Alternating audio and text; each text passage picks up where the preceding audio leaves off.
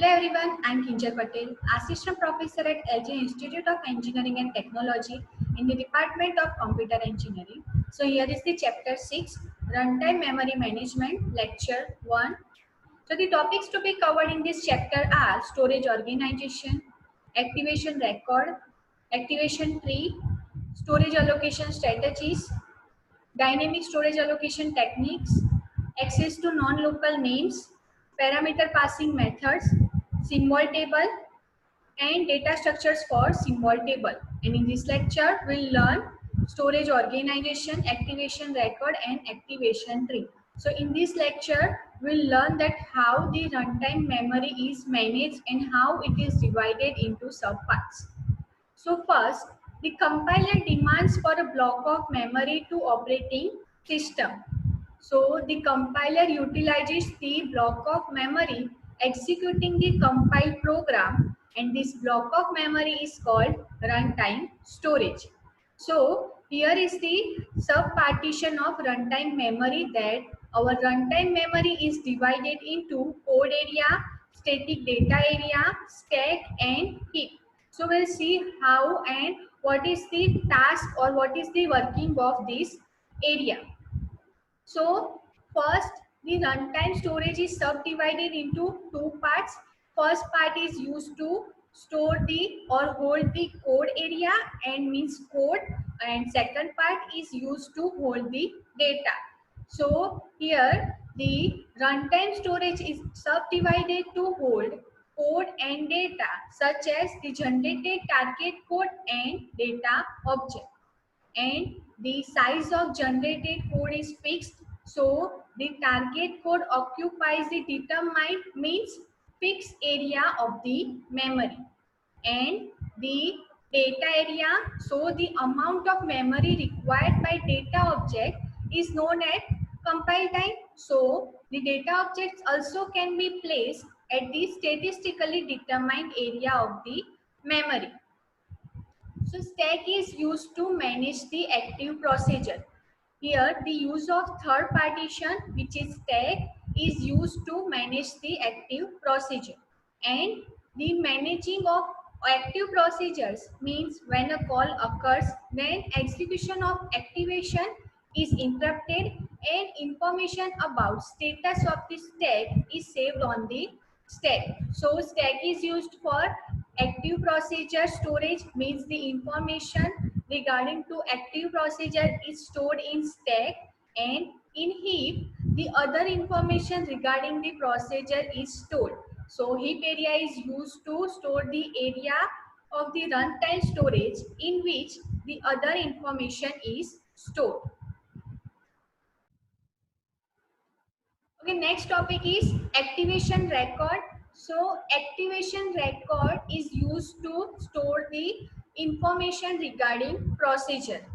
So the execution of procedure is called its activation, and the information regarding this procedure is stored in one record or one stack is called activation record. So activation record contains all the necessary information required to call a procedure. So information needed by a single execution of a procedure is managed using continuous block of a storage called activation record. So our program is a sequence of instructions combined into number of procedures, and instructions in procedure are executed sequentially. So a procedure has a start, end delimiter, and everything inside it is called the body of procedure. Means inside the start and end delimiter, the code is called the body of procedure. So the procedure identifier and the sequence of finite instructions inside it make up the body of procedure. And the execution of a procedure is called its activation. So activation record contains all the information required to call a procedure. So whenever procedure is executed, its activation record is stored on the stack. Activation record is stored on the stack, so which is also known as control stack. And when a procedure calls another procedure, then the execution of caller is suspended until the called procedure finishes execution. Means what? At this time, activation record of called procedure is stored on the stack. So until the execution of calls procedure finishes, the caller procedure will wait for the execution of the procedure. So activation record maintains the record of one procedure at a time, and the activation record is allocated when our procedure is entered, and it is deallocated when the procedure is exited. So when our procedure is entered, the activation record will be allocated to that procedure, and when the procedure will be exited, then the activation record will be deallocated, because activation record is ultimately the information of the procedure. So when our procedure is exited, we need not to worry about the information of that procedure. So the activation record contain the temporary value, local variable, machine status, access link, control link, actual parameter, and return value. So this much of information of one procedure is stored in activation record. Means this much of information is stored for one procedure in the stack. That is also known as a control stack. So first field is temporary value. So first field is temporary value, which is used to store the value that arise in the evaluation of an expression. Means the temporary values which are used to evaluate an expression will be stored in the temporary value field. Next field is local variables. Now there are two types of data. First one is local and second one is global. Local data means the data which are of the procedure. Means if the procedure is A, and then means if there is a procedure A, then the data of that procedure will be known as a local data. So local data means the data of its own procedure, and global data means the data of caller. Means the data of call procedure will be known as a local data, and the data of caller will be known as a global data to the call procedure. So local variable field is used to hold the data that is local to the execution of procedure. And machine status, so third field is machine status, which is used to hold the information about the status of machine just before the function call. Now next is access link, which is optional, which refers to the non-local data held in another activation record. Non-local data, or it can also be said that global data. So access link refers to the data of another activation record. Means the data of another procedure is known as a non-local data, and this access link will refer to the non-local data. Now why this field is option? Because if there are no non-local data in the procedure, then this field will be empty. Now next field is control link. So control link points to the activation record of caller. So here this field is also optional, because if our procedure is main, then it will execute it automatically when the program will get executed. So this field is optional, as it points to the activation record of caller. So it is not necessary that to execute any procedure, the caller procedure should be there. Next is actual parameters. So actual parameter, this field holds the information about actual parameter. Now there are two types of parameters, actual parameter and formal parameter.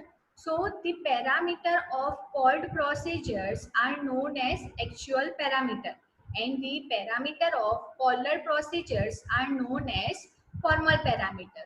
So the activation record of particular procedure will store its own procedures parameters. Means the actual parameter field will hold the information about the parameter of called procedures.